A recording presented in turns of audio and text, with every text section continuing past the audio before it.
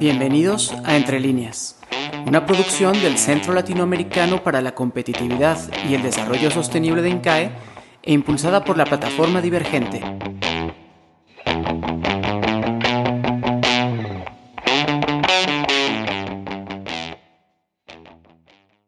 Y hoy vamos a tocar un tema que concierne mucho a la región. Cuando vemos el índice de transparencia internacional, encontramos que los países de Centroamérica se encuentran entre los últimos lugares de este índice. Es decir, la corrupción es un tema que vemos en las noticias, que vemos en los indicadores, pero que también vemos en la dinámica económica, en la dinámica social, y que claramente está afectando el nivel de bienestar, la competitividad y la productividad de la región. ¿Qué podemos hacer? ¿Cómo podemos identificarla? ¿Qué esfuerzos hay que nos puedan dar una luz detrás del camino para dejar de ocupar los últimos lugares? Como por ejemplo Nicaragua, que ocupa el lugar 128 de 143 países, Guatemala el lugar 120, Honduras el lugar 112, México también en el lugar 112, República Dominicana también empatado en este rango de lugares, solamente Costa Rica, que está como a media tabla, Uruguay y Chile en los puestos superiores, muestran que América Latina puede hacer algo contra la corrupción. Pero bueno, para eso tenemos aquí hoy a expertos que nos van a ayudar a entender el concepto, entender el fenómeno y quizás vislumbrar algunas acciones que desde la academia y la sociedad civil podemos hacer.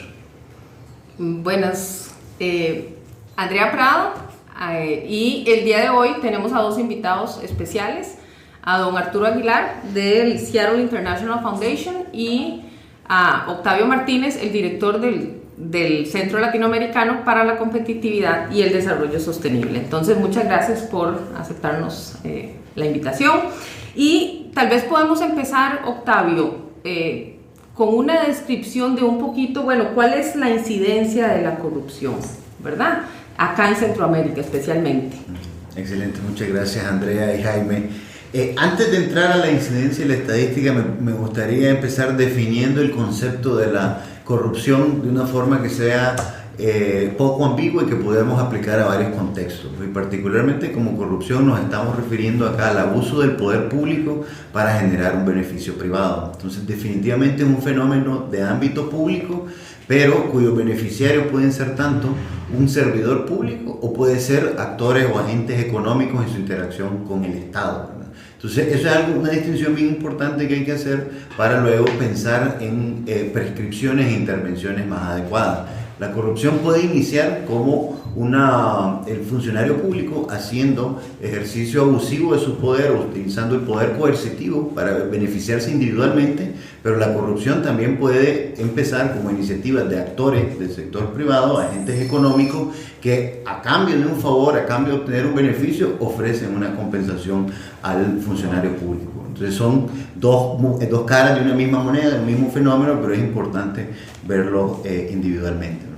En términos de incidencia, lamentable pero no sorprendentemente, las estadísticas lo que sugieren, como adelantaba Jaime, es que es un problema endémico y crónico para la región centroamericana. Según estadísticas del 2017 de Transparencia Internacional, encontramos que el 29% de los ciudadanos latinoamericanos reportan haber dado en el año 2017 un soborno en el contexto de su interacción con el Estado, ¿verdad? Y estas estadísticas son todavía más preocupantes en nuestros países centroamericanos y en México, donde entre 4 a 5 ciudadanos de cada 10 reportan haber dado un soborno a diferentes instituciones, ¿verdad? O sea, ya cuando estamos hablando que cerca de la mitad de la población está expuesta a este fenómeno, estamos hablando que es un fenómeno realmente endémico y que ya es parte casi que del entramado social donde operamos. A nivel a nivel un poquito más micro de cuáles son las áreas más afectadas y los tipos de servicios de gobierno donde hay mayor incidencia, también encontramos evidencia que viene a romper un poquito algunos paradigmas que tenemos sobre la corrupción, donde generalmente la vinculamos con instituciones de gobierno relacionadas a la recaudación, relacionadas al manejo de impuestos o el instituciones como las judiciales, donde hay mucha interacción con los ciudadanos y empresas privadas y también tienen un poder potencial coercitivo para generar la corrupción. Pero realmente cuando vemos las estadísticas no solo se detiene ahí, todavía es más preocupante que en el día a día para el ciudadano promedio, en su interacción con las instituciones del Estado que le proveen bienes esenciales, encontramos una incidencia bien alta. Encontramos, por ejemplo, que 1 de cada 5 ciudadanos de la región reportan haber dado un soborno a instituciones relacionadas a la salud o educación. 1 de cada 6 reportan haber dado soborno a instituciones relacionadas a la emisión de identificaciones de licencias de conducir, a la misma policía que es la encargada de resguardar y garantizar la aplicación de la ley. 1 de cada 7 ciudadanos reportan haber dado sobornos en el contexto de su interacción con instituciones de servicios públicos como agua, luz y telecomunicaciones, y finalmente 1 de cada 8 reporta haber dado soborno en el contexto de instituciones de la rama judicial. Entonces estamos frente a una situación realmente endémica, crónica, que está teniendo consecuencias muy importantes para el desarrollo económico y social de la región. Crónico porque además ya es un tema cultural, ¿verdad? Se convierte en un tema cultural, que son precisamente los cambios más difíciles después, ¿verdad? Para cambiar la cultura de un país es complicado. Bueno, eso decía Enrique Peña Nieto hace unos meses, presidente de México.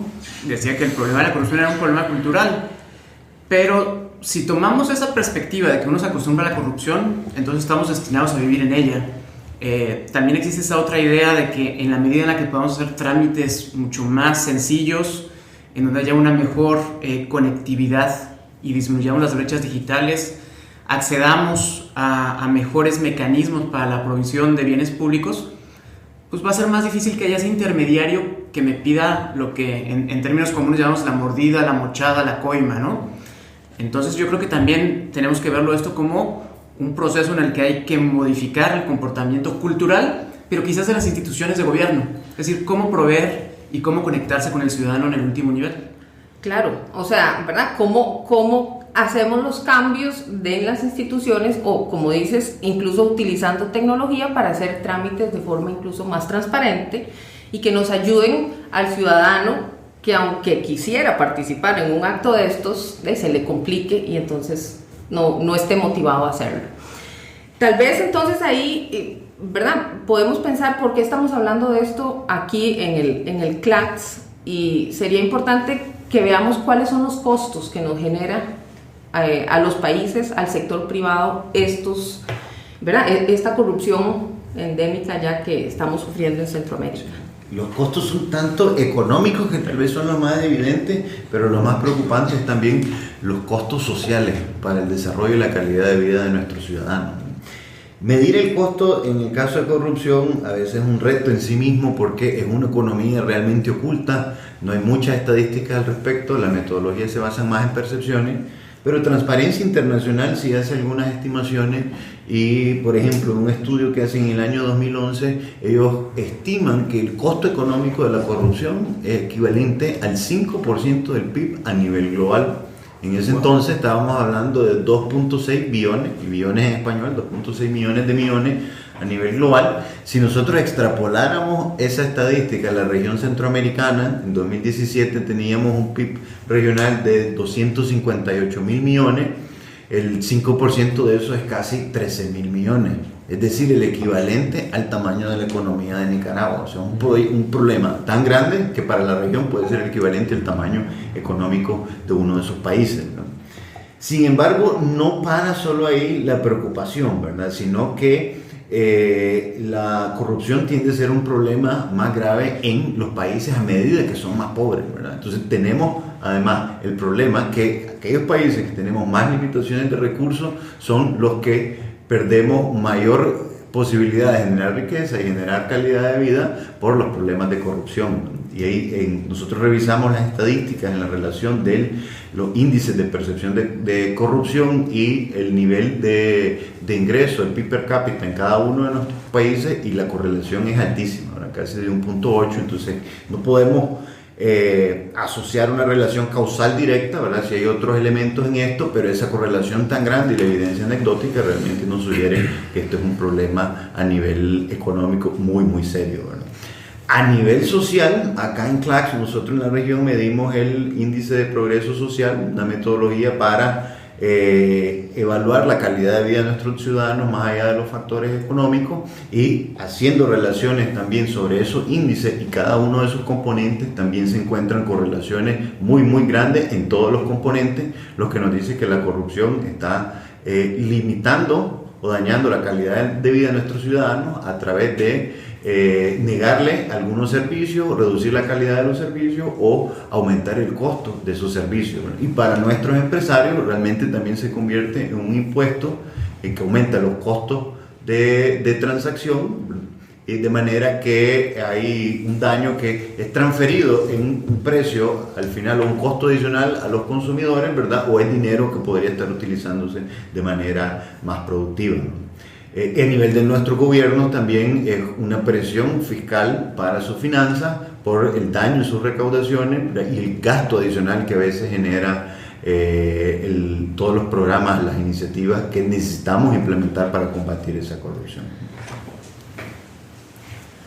Bueno, es un problema que, como vimos y mencionas, Octavio, rebasa lo económico, se vuelve social, afecta al ciudadano, afecta al gobierno y a las empresas. Entonces ya estamos hablando de un problema que quizás para su solución requiere también respuestas multisectoriales, con un apoyo de la ciudadanía, de organizaciones, de fundaciones, y yo creo que sería importante conocer también la perspectiva de nuestro invitado también, Arturo Aguilar, desde su posición como una fundación importante en la región, sobre cómo es su aproximación hacia la corrupción, cuál es el papel de este fenómeno dentro de su agenda de acción y cómo está ligado con las diferentes intervenciones o proyectos que ustedes están apoyando en América Central. De acuerdo, muchas gracias.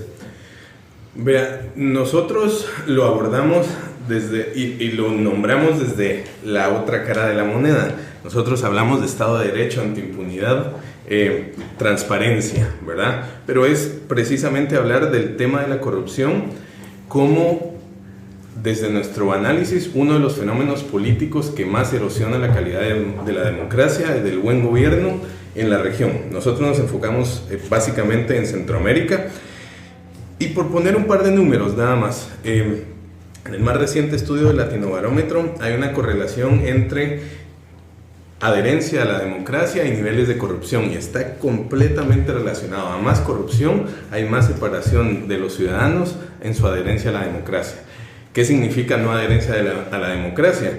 Es la tentación de ir a sistemas con menos libertad, menos democráticos, con menos garantías, con menos derechos y más hacia el autoritarismo, ¿verdad? Nosotros lo vemos también como un gran problema. Lo vemos desde dos ópticas. Por un lado, la parte institucional y la frágil y débil institucionalidad que construye un sistema de incentivos perversos para el funcionario y para el agente social, económico o político en su relación con el Estado, por un lado. Y por el otro lado, lo vemos también como una de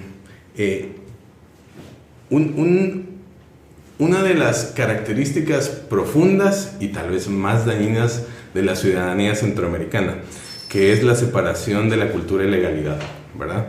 Hay una normalización de la conducta, ¿verdad? Y al normalizar esa conducta, entonces se adquiere, la corrupción como tal adquiere un estatus naturalizado dentro de la sociedad, ¿verdad? Es normal y es difícil entonces sancionarla, ¿verdad? Habiendo dicho esto, nosotros creemos que este problema es uno de los grandes obstáculos para el desarrollo de la región, y por ende decidimos intervenir. Un par de ejemplos: tenemos un fondo, el que le llamamos el Spotlight Fund, que es un fondo en donde se financian a distintas expresiones del periodismo de investigación centroamericano. En este momento estamos en 4 países, enfocado directamente en temas de estos, ¿verdad? En financiar investigación y fortalecimiento de estas instituciones para que se fiscalice, digamos, Sí, el ejercicio de un buen gobierno y la separación de las prácticas comunes de corrupción. Si me permite acotar, perdón, es que tenemos un estadístico muy bueno que incluimos en el índice de progreso social este año, que es el porcentaje de ciudadanos que tienen acceso a medios de comunicación independientes. Sí. Y encontramos que la correlación es positiva. Mientras más acceso a medios de comunicación independientes, menos percepción de corrupción hay usando el índice de transparencia. De acuerdo. Entonces va de la mano. Sí, estoy absolutamente de acuerdo con esto. ¿Y en qué países es que tienen esta iniciativa? ¿Cuáles son esos 4 países? Ahorita estamos en Guatemala, en El Salvador, en Honduras y en Nicaragua, ¿verdad? Financiando en Guatemala 2 proyectos, en Honduras un proyecto y en Nicaragua un proyecto. Es un fondo en cual nosotros propusimos la idea, a otras fundaciones de Estados Unidos también les interesó.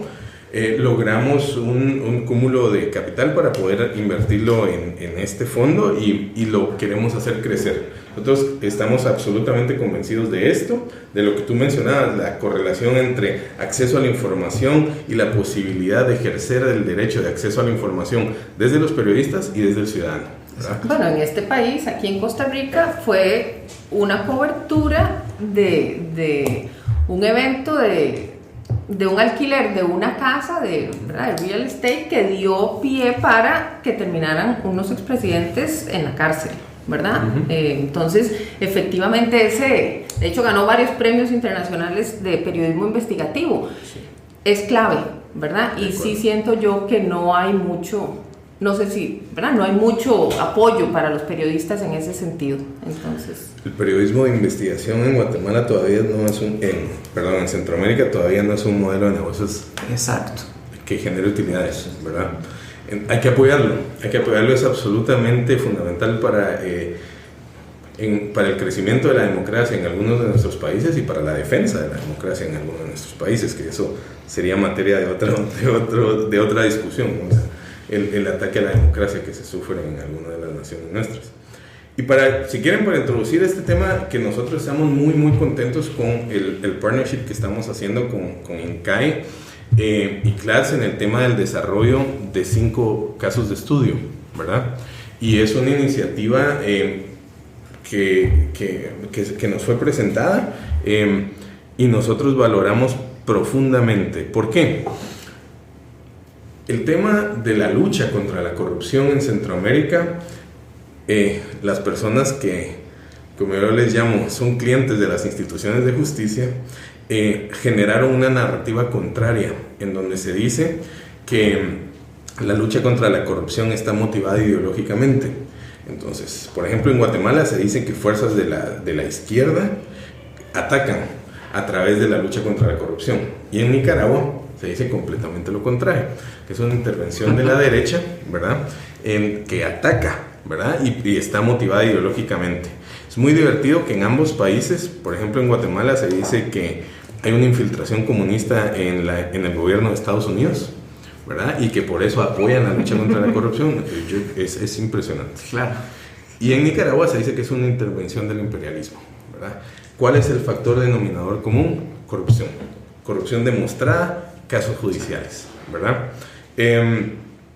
Entonces, la idea es desatanizar, desestigmatizar esta lucha contra la corrupción y ponerlo como es. Poner al servicio la técnica, la academia y en nuestro caso la filantropía para que las buenas iniciativas puedan llevar esta discusión a un estatus más profundo y más serio, ¿verdad? Restarle, claro, es una discusión política, pero restarle a las soluciones la carga político-partidaria electoral y meterle una carga más, si que se quiere, política de Estado, de agenda estratégica y de interés de bien común de las sociedades, ¿verdad? Con esto en mente, a nosotros nos pareció increíblemente atractivo que una institución como el INCAE, con la legitimidad que tiene el INCAE, en un sector fundamental para la sociedad, la comunidad de negocios, y para más sectores de la sociedad, que un actor con tanta legitimidad dijese, vean, le vamos a entrar a este tema, estos son los casos, queremos enseñar sobre esto, queremos hablar sobre esto. Como yo le decía a Susan, take anti-corruption to the mainstream. Que podamos hablar tranquilamente todos de esto y que todos los actores hablemos de esto, porque como hablábamos hace unos minutos, Este es un problema societal. Todos estamos metidos en esto. Todos estamos metidos y muchos estudiantes, yo doy clases de sostenibilidad y efectivamente a veces vemos casos y la discusión en la clase es, bueno, pero es que, ¿será que damos una mordida? Es que si no, tenemos que esperarnos un montón de meses y esos son situaciones que los muchachos cuando salgan a trabajar van a tener que enfrentar constantemente. Sí. Entonces, ¿cómo les damos herramientas, los ponemos ante situaciones para que vayan practicando cómo alinear sus valores, ¿verdad?, a las decisiones que vayan a tomar en el futuro? Entonces, efectivamente es importantísimo que estos muchachos acá en el aula practiquen las situaciones que van a enfrentar una vez que se gradúen. Y bueno, y es como lo mencionas, son valores, es un contrato social que vemos que en la región se empieza a deteriorar. Es decir, todos empezamos a desconfiar de todos porque no necesariamente la relación que yo estoy viendo ahorita va a ser la real, la que se dé en términos, por ejemplo, de hacer negocios, en términos de pedir acceso a un hospital, en términos de ir a una clínica, en términos de que mis hijos vayan a la escuela. Es decir, es como que conceptualizar muy bien que la corrupción no es algo nada más entre políticos, porque a veces se queda mucho la corrupción es política. No, seguramente hay, lo sabemos que existen, pero la corrupción también se da en toda la cadena del funcionario público.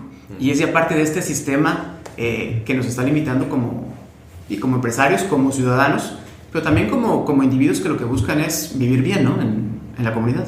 Sí, absolutamente de acuerdo.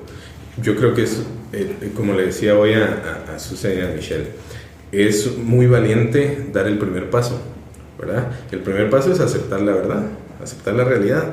¿Quién puede decir que en nuestros países no hay corrupción?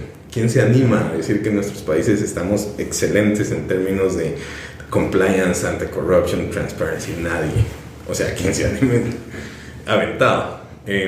¿Por qué no hablarlo abiertamente? Porque el cambio, como bien mencionaba, profesora, el cambio es un cambio que tiene que venir desde los incentivos institucionales y el fortalecimiento y las políticas públicas serias y tal.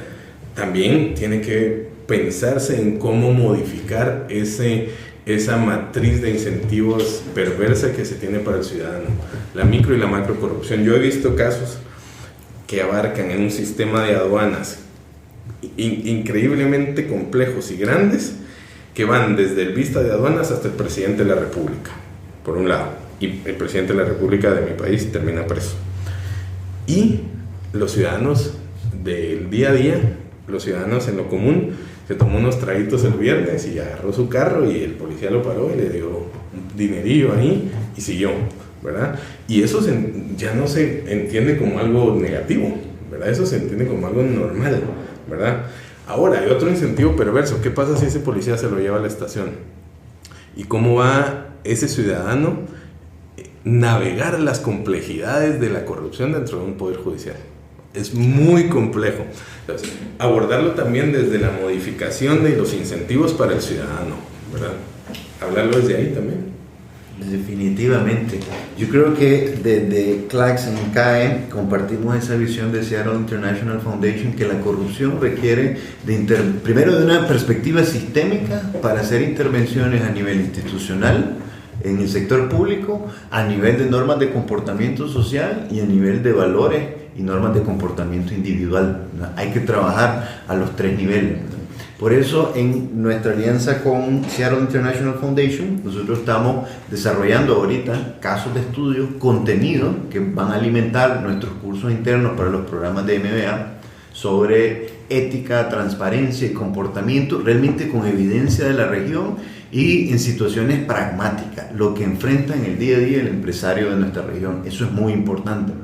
Dentro de esta iniciativa, la evolución que nosotros vemos para incidir en las normas sociales es difundirlo y extenderlo a líderes empresariales fuera de nuestra organización en INCAE, tener esos foros de discusión, esos intercambios y programas de entrenamiento, capacitación, ¿verdad?, donde incorporemos a esos líderes y vayamos cambiando esas perspectivas sobre la corrupción como algo normal, ¿verdad? Como mencionaba Andrea, muchas veces vemos la corrupción desde la perspectiva de los negocios como un lubricante para poder navegar toda esa burocracia institucional, ¿verdad? Necesitamos ir cambiando esa perspectiva.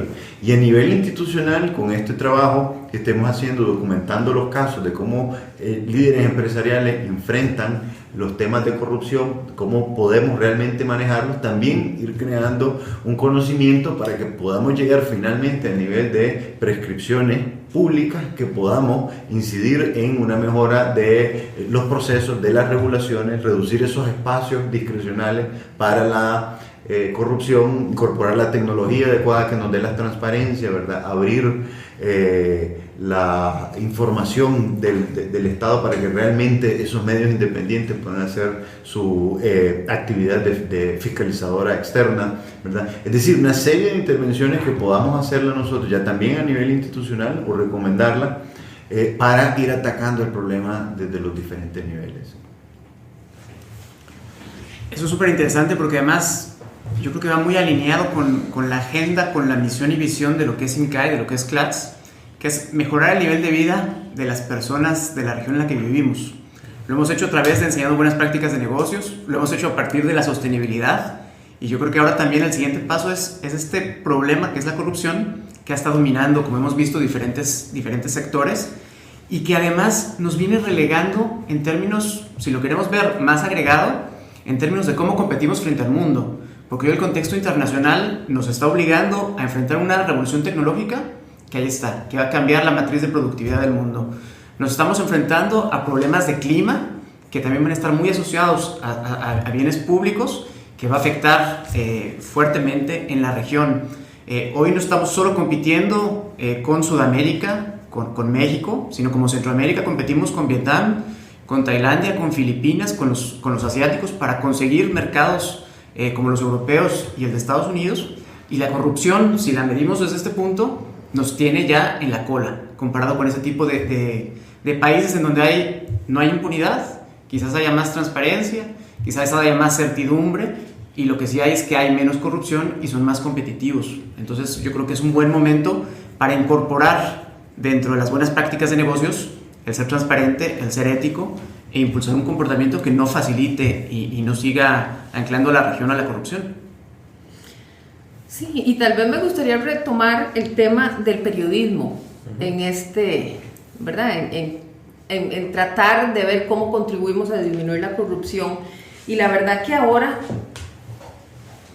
¿verdad? Muchos fake news, los periodistas o muchos medios de comunicación han perdido credibilidad, o la verdad que a veces uno ya no sabe ni qué creer. Entonces, ¿cuál es la perspectiva, digamos, de Seattle International Foundation? ¿Ustedes van a apoyar periodismo investigativo? ¿Algún otro rol, o cómo apoyamos más a los periodistas? ¿Cómo les ayudamos a la credibilidad? ¿Verdad? A mantener su credibilidad, si es que se puede, porque en realidad a veces dice uno, ¿esto será cierto o es que se quiere armar un circo alrededor de algún caso de corrupción? No sé si me explico, ¿verdad? A veces los medios comunican las noticias de una manera muy amarillista, entonces la misma audiencia a veces pierde credibilidad, ¿verdad? Pierde credibilidad ante la audiencia. De acuerdo, nosotros en nuestro esfuerzo apoyamos estas iniciativas de periodismo de investigación, digamos, de trayectoria, personas serias, algunas nuevas que estamos ayudando a que se lancen y se robustezcan, pero son con gente que ya tienen experiencia y una trayectoria. Y a la hora de apoyar el periodismo de investigación, digamos, se apoyan procesos largos, una investigación que puede durar 5 o 6 meses. Y es una investigación, porque es un proceso científico de recolección de información, de procesamiento de información, de análisis de información y de integración de la información. Hay muchos controles para saber qué es cierto y qué no es cierto, ¿verdad? Y cuando se cuenta la historia y cómo se construye la historia, hay muchos contrapesos para saber qué es cierto y no es cierto. Estoy de acuerdo que en el ciclo noticioso de la noticia que rompe, ahí es muy difícil controlar la calidad de una noticia, en términos de la veracidad de la información que está presentando algún medio de comunicación. Pero creo que lo que ha sido, es una opinión personal, ha sido muy perverso, es el uso de las redes sociales, y no desde los individuos, sino la construcción de metodologías y de unidades técnicas para influenciar el ciclo de noticias y para influenciar la opinión pública a través de las redes sociales, y es terriblemente efectivo, ¿verdad? Nosotros nos vamos por el enfoque un poco más clásico. De repente después, más adelante, con más experiencia, podamos tomar algo de las nuevas formas de comunicación de información. Pero nosotros le apostamos a esto, el periodismo de investigación más clásico, a que el periodista pide la entrevista, el periodista pide la información por las leyes de acceso a la información pública, recolecta, analiza, procesa, ¿verdad? Y esto para el periodismo de investigación se parece un poquito en los efectos societales que busca al derecho penal, ¿verdad? Se parece un poco en el sentido en que va a ilustrar un pedazo de la historia, un momento del tiempo y del espacio en donde sucedió un hecho, ¿verdad? Con esto lo que queremos hacer es nada más probar y decir, existe, esto está pasando, ¿verdad? Y esto que sirva, por un lado, para ilustrar, ¿verdad? Y que aprendamos, y por otro lado, lo que hablábamos hace un momentito, para empezar el cambio hacia la disuasión, ¿verdad?